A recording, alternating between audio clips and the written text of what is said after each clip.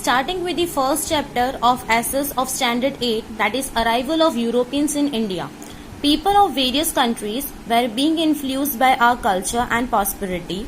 Many people worldwide were eager to enter into the trade with our country and earn wealth out of it. Thus, different nations came to India with the demand of Indian spices, muslin, silk cloth, indigo, and European countries. Trade was carried between India and Europe via land route or sea route, and in center of it was Istanbul, that is Constantinople in Turkey. After the conquest of Constantinople, conquest means taken by the military, place taken by the military in 1453 AD, date to remember, that is 1453 AD, Turkish Muslim, Constantinople was conquered by the Turkish Muslim, and due to which the route through which the trading was being done, it was closed for the Europeans, and thus the era of geographical discoveries began. And subsequently, some adventure sailors of Europe and other countries started the search of sea route to come to India. Among them, first we'll talk about Christopher Columbus. Christopher Columbus was an Italian explorer. He was one of the brave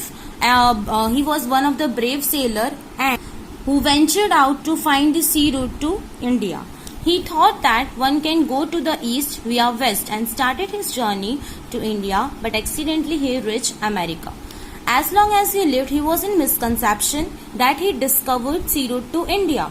But after that, and thus even today, natives of America are known as Red Indians, and island group in Caribbean is known as West Indies.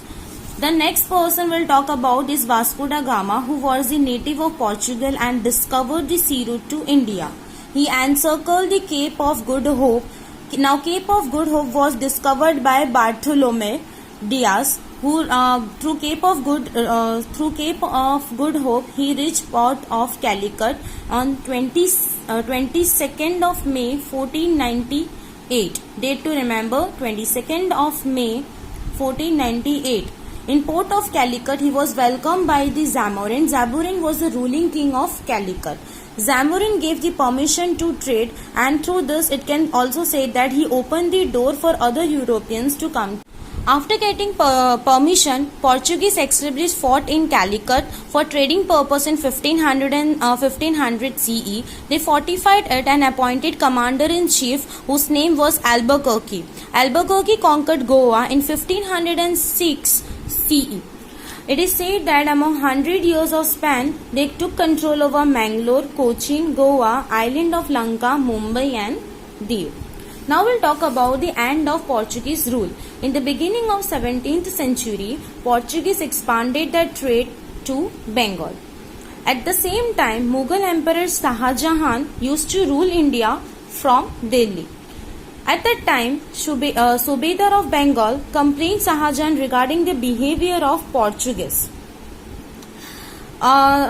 Considering this complaint, Shah Jahan demolished the fort of Hooghly, which was controlled by the Britishers, and also burned the ships. And thus this is how Portuguese rule came to an end.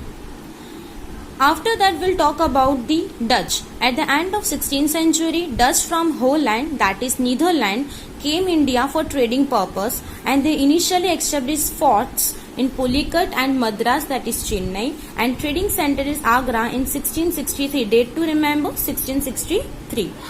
But at the same time, British also arrived in India, and because of which Dutch could not withstand with the competition, and thus Dutch rule came to an end.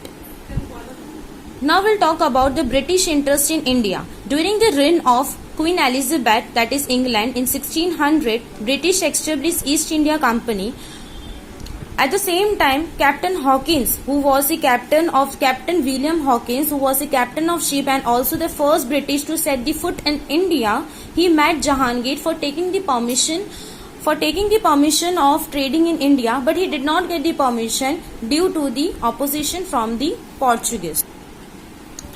At the same time, Sir Thomas, after few years, he arrived India and acquired permission. He also established trading centers after acquiring the permission. He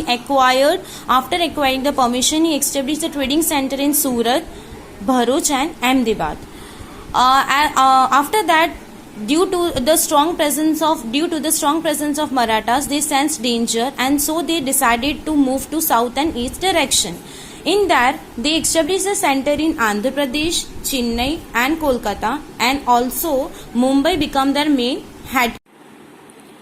Now we'll talk about the French. French established French East India Company in 1664 CE, and in 1668 AD they came to India. They established factories in Surat, Chandranagar, Machilipatnam, Mahi and Puducherry. At that time, the head of French was Joseph Francis, who desired to expand European rule in India.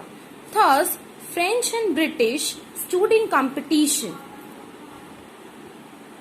against each other to become the strongest European company. There were innumerable disputes and battles, and finally the Britishers emerged as a winner.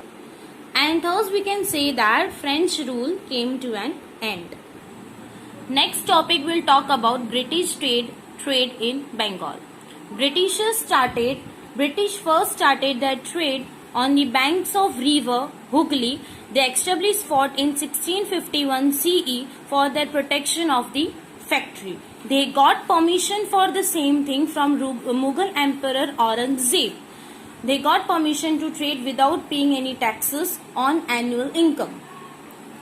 After that, regarding this also, by this many officers were also engaged to not pay taxes.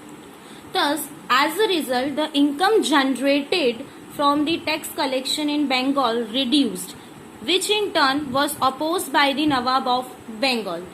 Thus, the Nawab of Bengal, whose name was Sirajuddaulah, took charge, and he got involved into many major battles with the Britishers, and thus this is how the Battle of Plassey took place. On next, we will talk about the Battle of Plassey. Now we'll discuss about Battle of Plassey. Let me give you the introduction of it. Battle fought here was 23rd June 1757. Important date to remember. 23rd June 1757. Battlefield was Plassey, that is bank of river Hooghly, about 150 km north of Calcutta. Winner, obviously British under Clive, who was a major general, that is Robert Clive, who was a major general, first British Governor General of Bengal Presidency. Loser was Sirajuddaulah.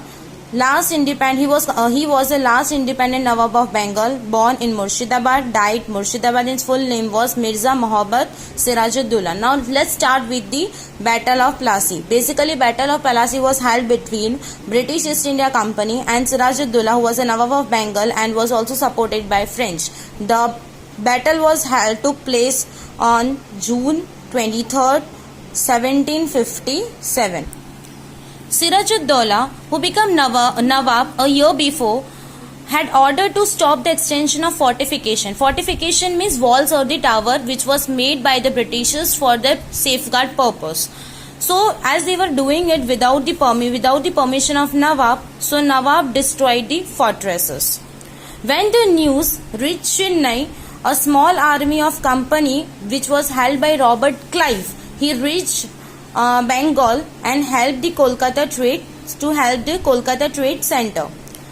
Robert Clive very well know that he did not, in spite of the strong army of Britishers, he was not able to defeat Nawab. So it's not easy to defeat Nawab.